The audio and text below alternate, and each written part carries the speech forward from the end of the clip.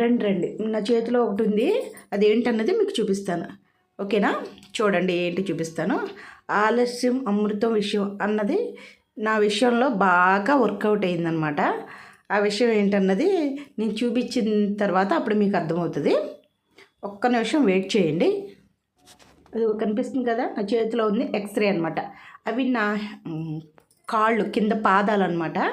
ఇది అసలు నిలబెట్టినా కూడా నిలబడలేకపోతుంది. ఎక్స్రే కింద చూశారు కదా, పాదాలు ఉన్నాయి కదా, కింద మడం దగ్గర అనమాట. చివరి కొనల్లా కనిపిస్తున్నాయి చూసారా, ఆ కొనలు రెండు నా కాళ్ళల్లోంచి వచ్చినాయి. దాన్ని ఎముకలు అంటారంట, ఎముకల్లా పెరిగినాయి అంట. నాకు కాళ్ళ నొప్పులు ఒక 4 years నుంచి ఉన్నాయి, కానీ నేను నెగ్లెక్ట్ చేసేసానండి.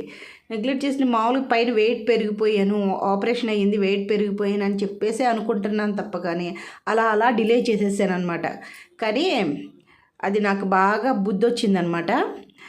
హాస్పిటల్ వరకు వెళ్ళే అంత పని అయ్యింది. అది ఎందుకు అయిందన్నది చెప్తాను. హాస్పిటల్కి వెళ్ళానండి, మొత్తం చూపించుకున్నాం. అమ్మ అన్నీ చేసిన తర్వాత అమ్మ కొన్ని రోజులు పోయింది రావాల్సింది, ఇప్పుడు ఎందుకు వచ్చావు అని చెప్పేసి డాక్టర్ గారు తిట్టకుండా తిట్టారనమాట.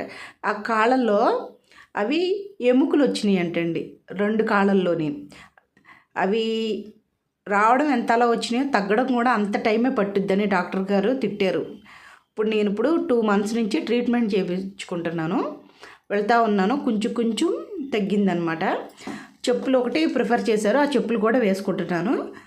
అవి ఏంటంటే ఎర్లీ మార్నింగ్ కాలు కింద పెడితే ఉంటుంది, దేవుడే కనిపిస్తున్నాడండి.